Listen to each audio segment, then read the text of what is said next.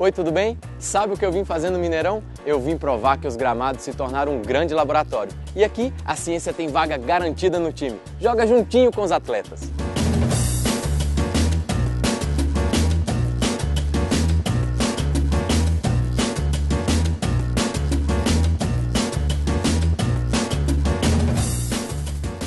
O futebol, assim como a maioria dos esportes, é baseado na disputa, na competição.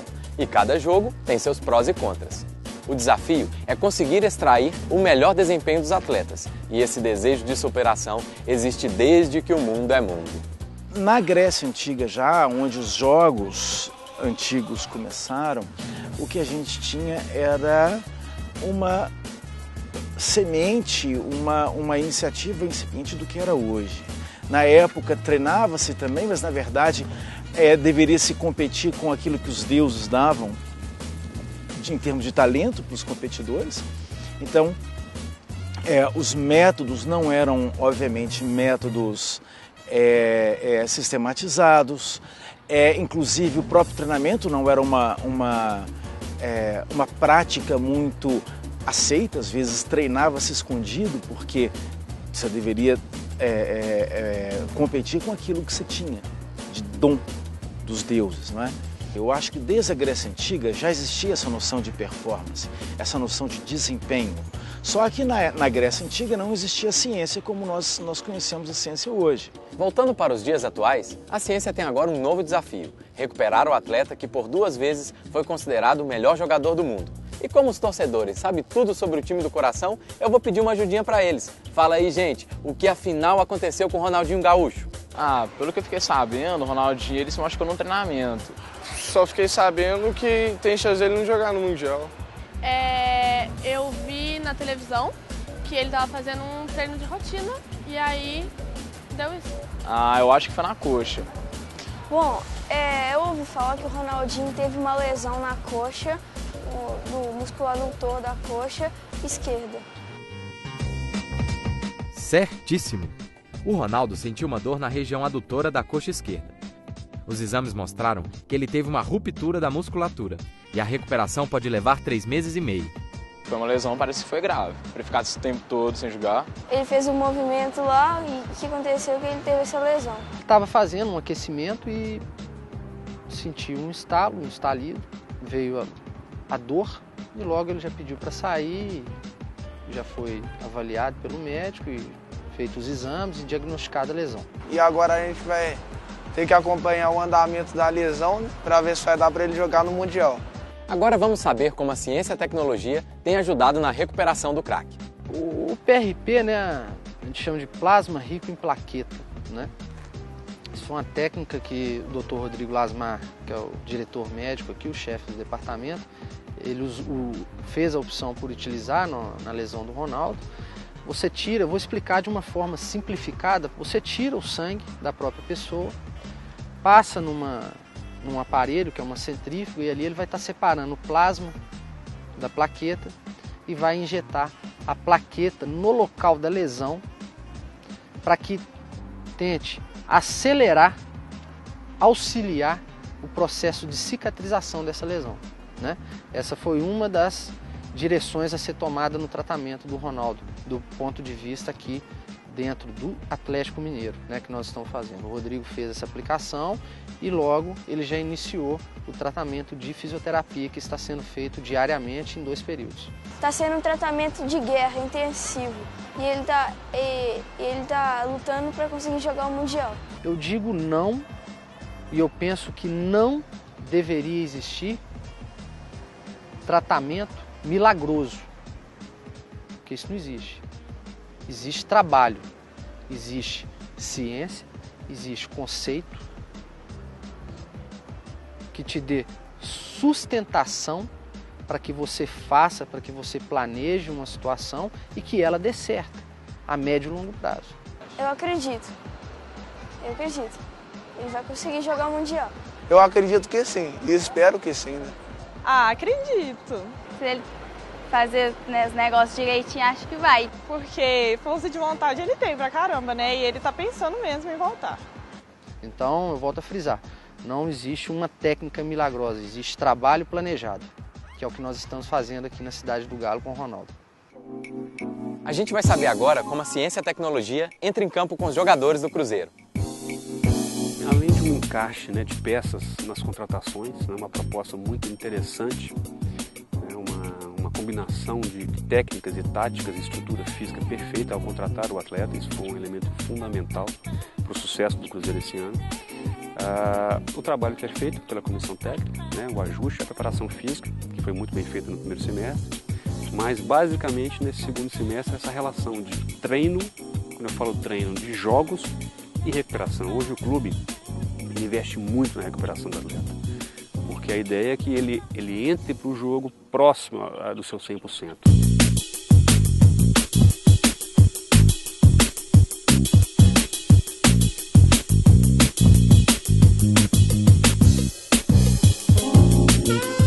Será que a ciência pode dar um empurrãozinho para os times subirem nas tabelas de classificação dos campeonatos?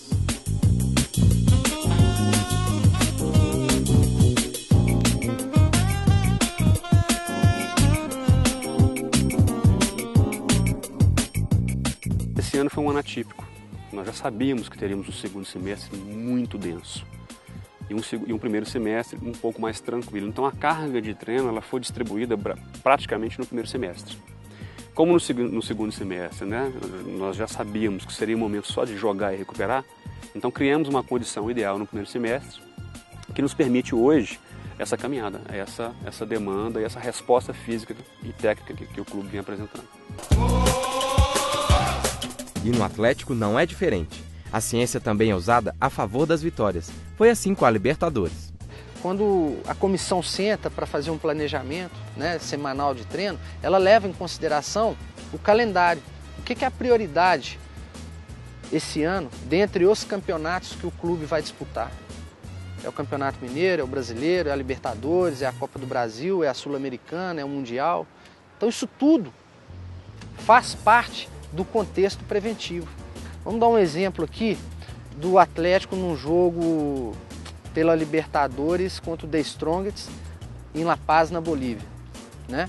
A altitude, realmente o atleta sente, né, esse ar um pouco mais rarefeito, a velocidade da bola, né? A velocidade da bola fica muito maior. Muitas vezes você não tem somente a questão da aclimatação do atleta, da aclimatação ou da adaptação fisiológica, orgânica desse atleta também não. Uma das preocupações que se tem é de adaptar esse atleta à mudança mesmo, com relação ao esporte que ele pratica lá dentro do campo. Ele tem que bater essa bola mais forte, mais fraca. Aqui é de um jeito, lá é de outro. Uma batida na bola aqui funciona de um jeito, uma batida na bola em La Paz funciona de outra forma. Para um goleiro, como que esse goleiro tem que se comportar debaixo do gol ali, pensando que o atleta vai chutar uma bola lá no gol, ele tem que sair antes, ele tem que sair depois. Então isso faz parte de uma adaptação que entra também no contexto preventivo, né? Quanto tempo antes a ciência nos dá suporte que teria que ir para La Paz para disputar esse jogo? É uma semana? É chegar na hora do jogo? São 15 dias? São 20? São 30? A estratégia que nós montamos, penso eu hoje, por tudo que nós passamos aqui, que é uma estratégia que pode ser repetida para o ano que vem. Sem nenhuma sombra de dúvida. Não tem um porquê mudar. Deu certo.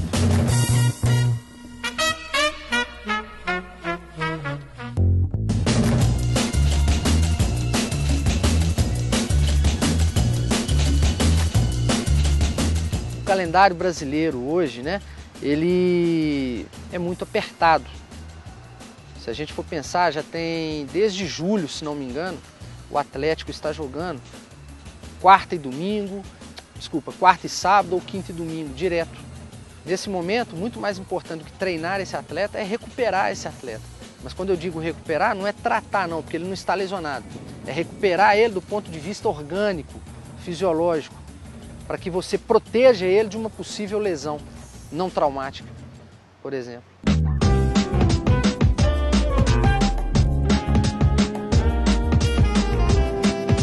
Esse equilíbrio entre treino. Quando eu falo de treino, é desgaste e recuperação. Hoje é impossível um atleta seguir uma sequência, né, que está sendo imposta hoje no Campeonato Brasileiro. Ele entra com um débito que vai sendo acumulado durante um ano inteiro. Isso traz prejuízos físicos e, consequentemente, para o espetáculo também. Tá? O maior desafio de todas as comissões técnicas, dos clubes hoje, né, no Brasil, é exatamente controlar esse momento de recuperação, porque treinamento praticamente hoje não se existe no segundo semestre. Eu jogo no domingo, tenho que jogar numa quarta e já estou jogando num sábado, eu não treino. O que eu tenho que investir então? Na recuperação. Então hoje, as ciências do esporte atuam no sentido de melhorar o desempenho humano em todas essas facetas do desempenho humano de forma mais sistematizada.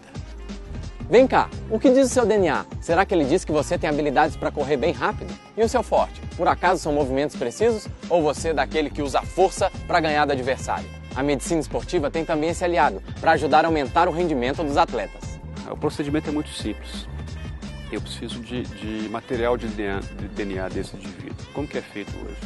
É feita uma raspagem da mucosa da boca, tá, com um líquido específico, com uma escovinha. Eu faço essa raspagem, coleto esse líquido, basicamente a saliva, com o resto de célula da boca, levo para o laboratório, lá eu faço a extração do DNA de dentro dessa célula e a partir deste DNA eu vou buscando genes candidatos para a prática esportiva.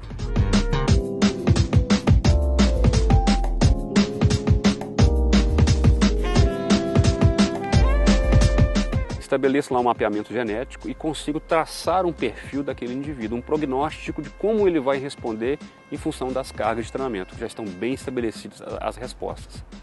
A partir desse mapeamento, todo o departamento, né, de ciência do clube começa a ajustar suas condutas em função daquele combinado de gene, que a gente chama de epigenética, né, que é o somatório de vários elementos genéticos num comportamento daquele indivíduo.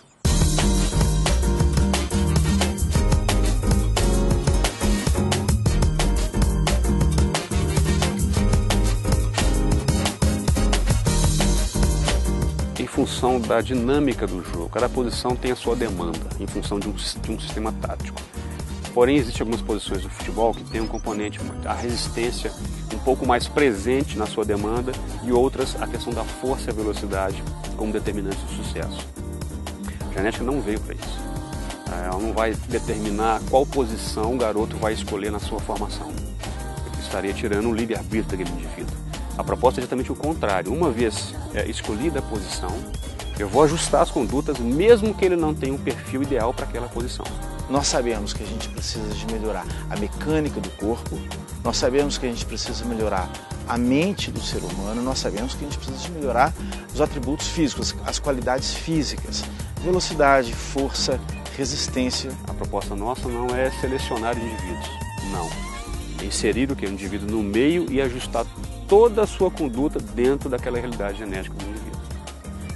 Olhando por esse ângulo, a escalação do time poderia ser feita de outra forma.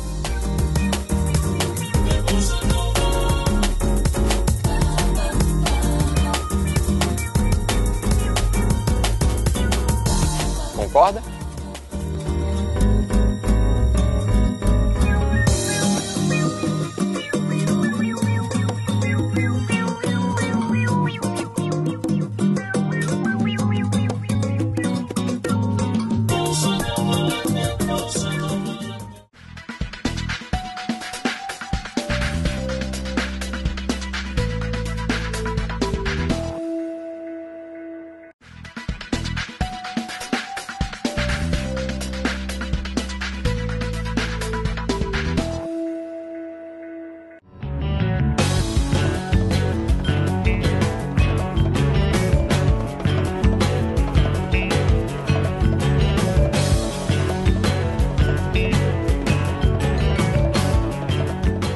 Pela especificidade do jiu-jitsu, hoje, eles utilizam uma roupa mais grossa e que seja mais resistente.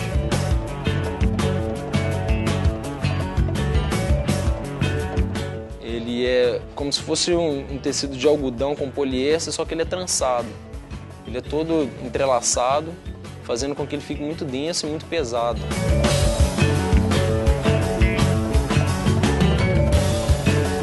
jiu-jitsu ele utiliza muito o peso corporal do atleta, oponente e do próprio atleta. Então esse peso do kimono, no caso da roupa do jiu-jitsu que eles utilizam hoje, é um ponto negativo. Se fosse mais leve, facilitaria a movimentação, alguns golpes.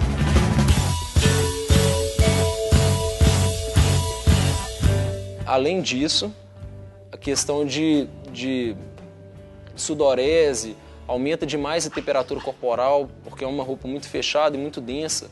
Então aumenta demais a temperatura corporal, o atleta sente mais calor, especificamente mais calor.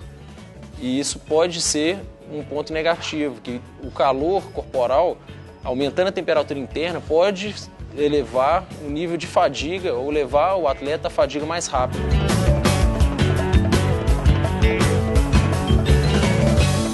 Melhor seria uma roupa mais tecnológica, por exemplo, que fosse, por exemplo, mais leve, continuasse com a mesma resistência, só que fosse mais leve.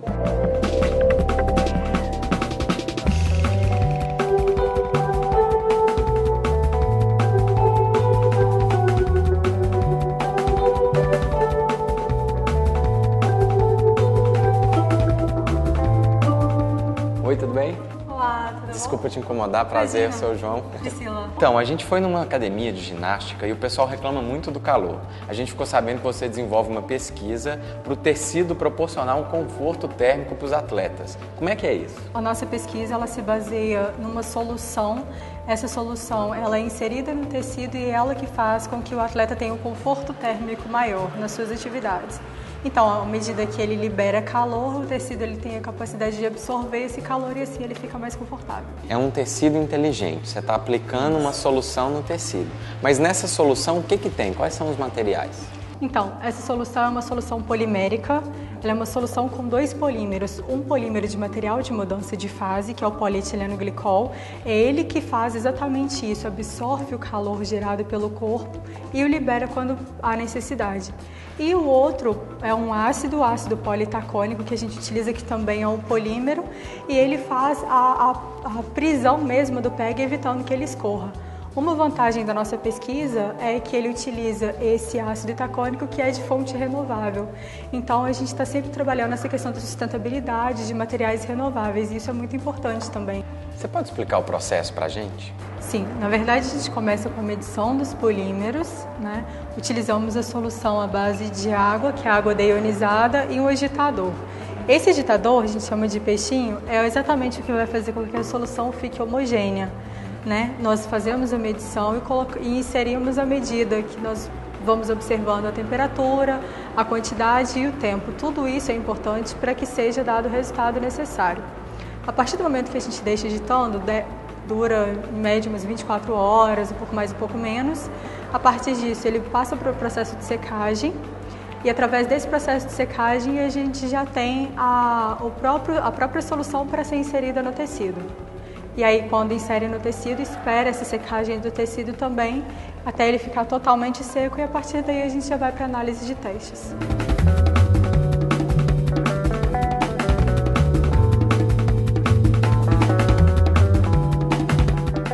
Os testes mais importantes da nossa pesquisa é exatamente a termografia.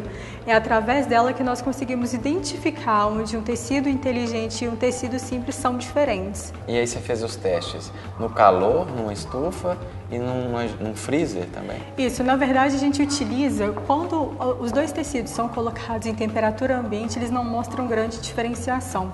Eles começam a atuar de maneira diferente à medida que eles são inseridos numa situação como, por exemplo, um calor ou um resfriamento.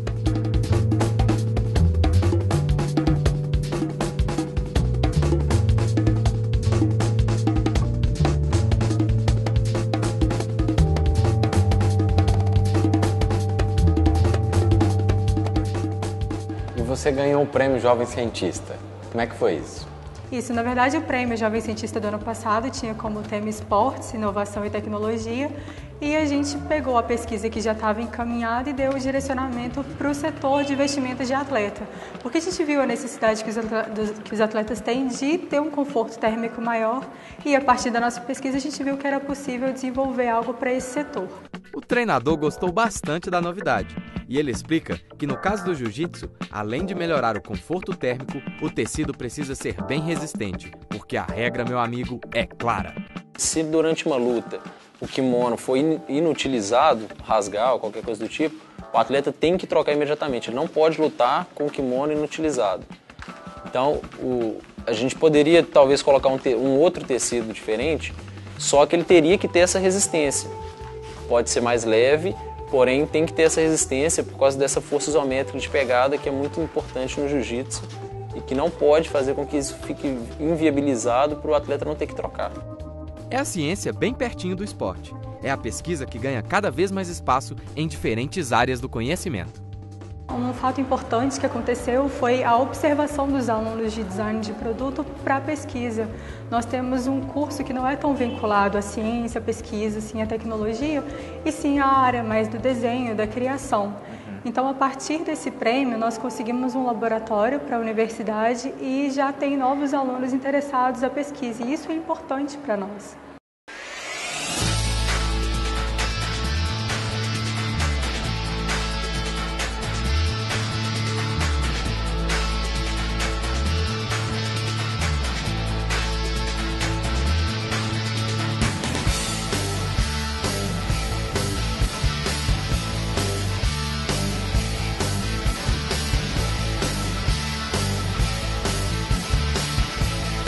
Quem nunca sonhou em se transformar em super-herói? Eles são fortes, resistentes, imbatíveis, é ou não é?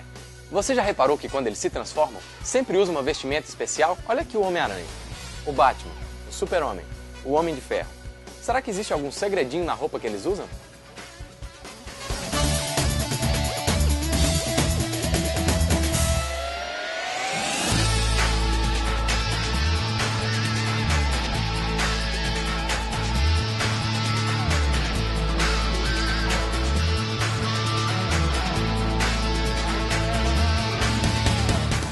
Esse aí é o nosso super-herói, com a sua roupa pra lá de especial. Essa veste chama veste biomecânica baseada em tensegridade para a correção de postura e movimento humano. Então o nome já diz, né, que o objetivo inicial dela é realmente corrigir postura e movimento e com as implicações que tem, né, de quando a gente atua em movimento e postura, as implicações que tem tanto para o esporte, para o desempenho do esporte, quanto também as implicações terapêuticas que tem disso.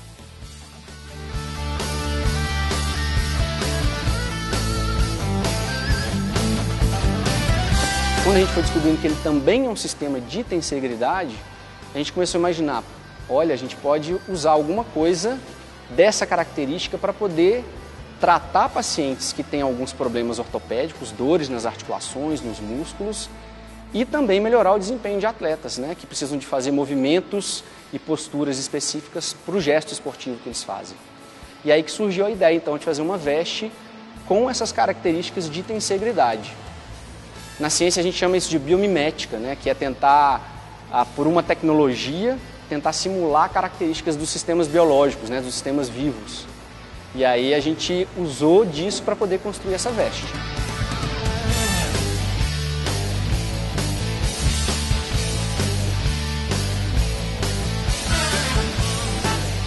O novo código da ginástica especificamente pede que o atleta seja com uma execução muito boa.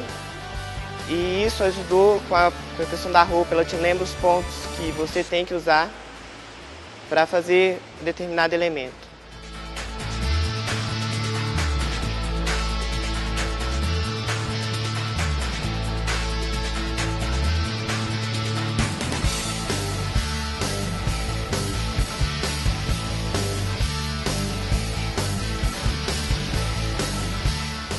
O que a gente fez? A gente começou a estudar quais são as ligações de tecidos elásticos que tem no corpo, então os músculos, as fáscias, quais são esses caminhos elásticos que a gente tem, estruturas que são mais interligadas, interconectadas, para ver onde que a gente ia colocar então os elásticos da veste.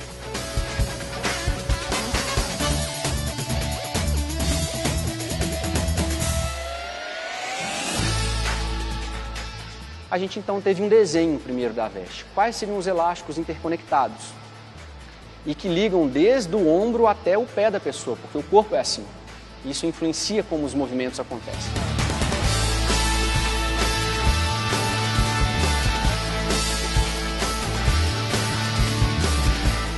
Depois desse desenho, então, a gente pensou, agora a gente tem que implementar esse desenho. Para implementar esse desenho, como é uma veste, a gente precisava de uma roupa base, que é simplesmente um macacão sem ter esses elásticos. Ele é um macacão mais fininho, que permite bastante movimento. E por cima do macacão, a gente colocou então esses elásticos. A roupa ela é bem confortável, parece ser desconfortável, mas ela comporta o corpo e eu me sinto normal. Uma das grandes vantagens dessa veste é que ela não restringe movimentos, como vestes biomecânicas que já existiam no mercado, que às vezes restringiam movimentos. E essa não restringe. Então ela permite que a pessoa seja estável, consiga fazer um movimento com o máximo de precisão possível e consiga fazer o máximo de movimento que seja necessário durante o gesto esportivo desse esporte específico.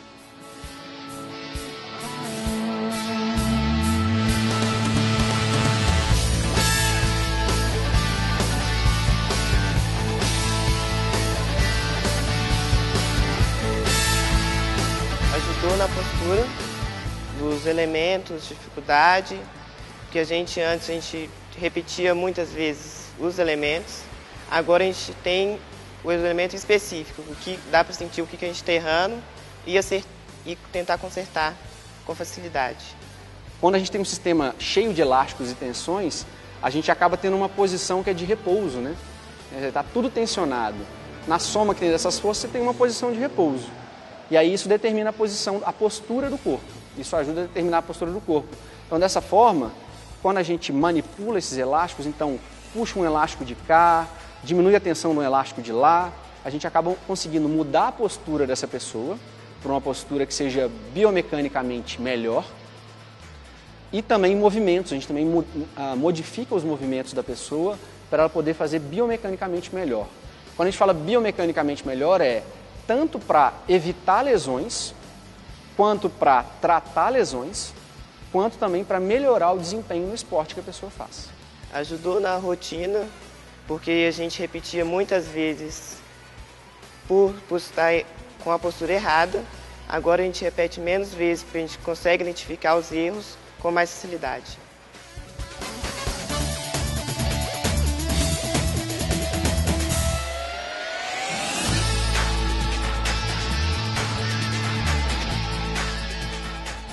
A versão que a gente chama de versão esportiva, talvez tenha que não possa ir até o pé, ela tenha que parar na coxa, porque dependendo do esporte não pode alterar, né, o uniforme da pessoa, dependendo do esporte, mas ela pode ser adaptada para qualquer esporte.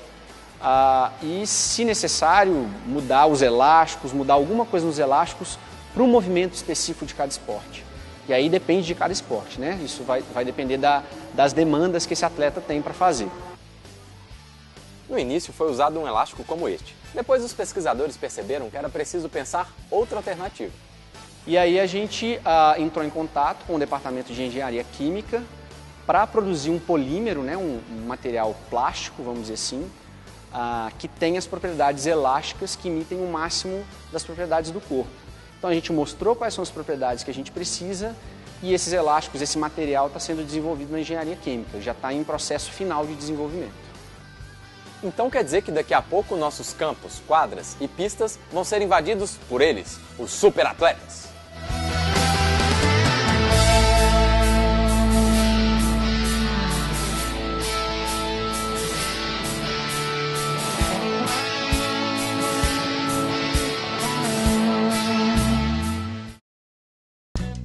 Olha aqui o Homem-Aranha, o Batman, eu mesmo. Você acha que quanto tempo até a gente ver a sua pesquisa não funcionar?